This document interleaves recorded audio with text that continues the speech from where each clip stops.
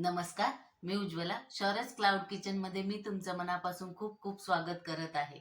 आज मी तुम्हाला एक नवीन पदार्थ दाखवणार आहे. पौष्टिक असा आणि पटकन होणारा आहे. तर दुधी भोपळ्याचं असं छानसं थालीपीठ दाखवणार आहे. चला तर मग रेसिपीला सुरुवात करूया. हे बघा, इथं मी एक पातेलं ठेवलेलं आहे. त्याच्यात अर्धी वाटी मूग डाळ आणि अर्धी वाटी उडीद. हे माझ्याकडे अख्खे उडीद आहेत, हे घेतले. ते चांगले खरपूस भाजून घ्यायचे. हे बघा, अशी खरपूस अशी बारीक गॅसवर भाजून घ्यायच्या दोन्ही डाळी. आता आपण हे थंड करायला एका प्लेटमध्ये काढून ठेवूया. हे बघा, या डाळी आता थंड झालेल्या आहेत.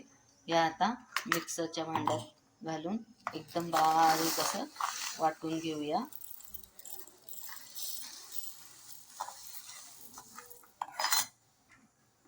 हे बघा, अशी बारीक अशी पेस्ट करून घ्यायची आहे त्या दोन्ही डाळींची. हे बघा, आता याच मिक्सरच्या भांड्यात हे बघा 4-5 मिरच्या, हे लसूण, 8-10 लसणाच्या पाकळ्या आणि थोडंसं आलं घालून बारीक वाटून घेऊया. हे बघा, हे असं वाटून घेतलेलं आहे. हे बघा, हे असं वाटून घेतलेलं आहे. हे बघा, इथं मी 2 वाटी ज्वारीचं पीठ घेतलेलं आहे. त्याच्यात हे मगाशी डाळी वाटून घेतलेल्या त्या घालायच्या आहेत. एकदम बारीक चिरून घेतलेला हा कांदा घालायचा आहे आणि कोथिंबीर पण भरपूर बारीक चिरून अशी घालायची आहे. आणि हे मिक्सरला लावलेलं मिरची, लसूण हे पण ह्याच्यात घालायचं आहे सगळं.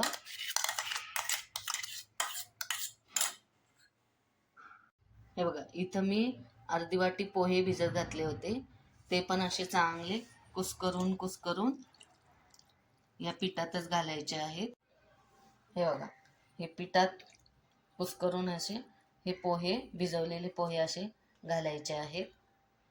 हा बघा, इथे मी अर्धा दुधी भोपळा घेतलेला आहे.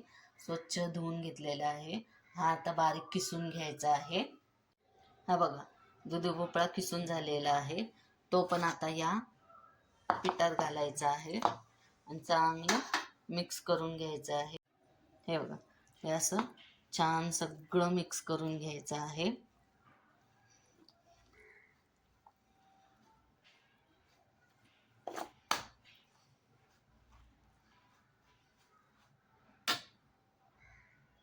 आणि चवीपुरतं मीठ घालायचं आहे ह्याच्यात. आता ह्याच्यात मसाला आहे मॅजिकचं एक छोटं पॅकेट. हे चांगलं मिक्स करायचं आहे. ह्याच्याने दुधी भोपळ्याच्या या थालीपीठाला खूप छान चव येते. आता हे चांगलं सगळं मिक्स करून घ्यायचं आहे व्यवस्थित आणि मऊ असं पीठ मळायचं आहे थोडं थोडं पाणी घालून. हे बघा, असं मऊ असं पीठ मळायचं आहे. हे आता 5 मिनिटं आपण झाकून ठेवूया. थालीपीठ थापण्यासाठी इथं मी एक कॉटनचा ओला करून घेतलेला रुमाल आहे, तो घेतलेला आहे. आता आपण थालीपीठ थापायला घेऊया. छोटा मोठा जसा हवा तसा तुम्ही असा एवढा गोळा मी घेतलेला आहे. तुम्ही तुमच्या प्रमाणे छोटा मोठा गोळा घेऊ शकता कसाही.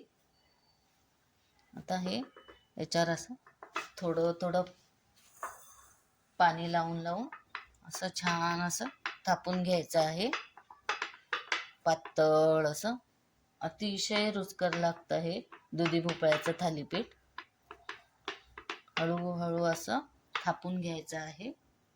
हे बघा, थालीपीठ थापून झालेलं आहे. आता आपण इथं खरपूस भाजण्यासाठी असे होल करायचे, म्हणजे त्याच्यात तेल घातलं ना छान असे खरपूस असे भाजले जातात. हे बघा, थालीपीठ भाजण्यासाठी मी इथे एक तवा ठेवलेला आहे. त्याच्यात थोडंसं तेल घालायचं आहे. आधी एक मी थालीपीठ गडबड होती म्हणून भाजून घेतलेलं आहे. हे दुसरं तुम्हाला दाखवत आहे. हे थालीपीठ आता थापलेलं रुमाला सकट उचलायचं आणि हे असं तव्यात छान असं हे करायचं आणि असं अलगद रुमाल उचलायचा आता कढईने मीडियम गॅस ठेवायचा, म्हणजे खरपूस भाजलं जातं. आता कढईने असं तेल सोडायचं आहे. ह्या होलमध्ये सुद्धा असं थोडं थोडं तेल सोडायचं आहे, म्हणजे चांगलं असं खरपूस खुसखुशीत असं भाजलं जातं थालीपीठ. हे बघा, खालच्या साईडने असं भाजलं की असं उलटवून घ्यायचं आहे. हे बघा, छान खरपूस असं भाजलं गेलंय. आता परत इथं पण असं कढईने तेल घालायचं आहे आणि त्या होलमध्ये सुद्धा थोडं थोडं असं तेल घालायचं आहे.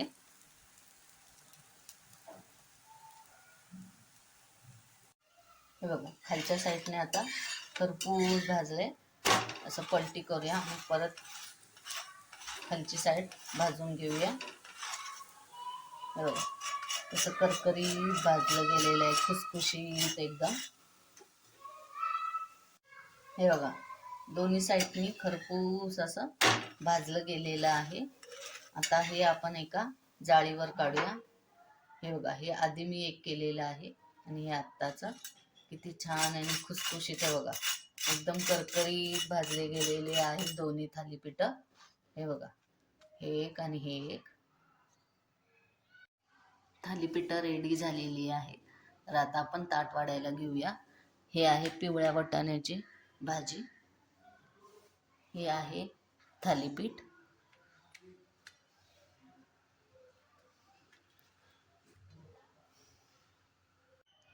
आणि हा आहे गरम गरम भात.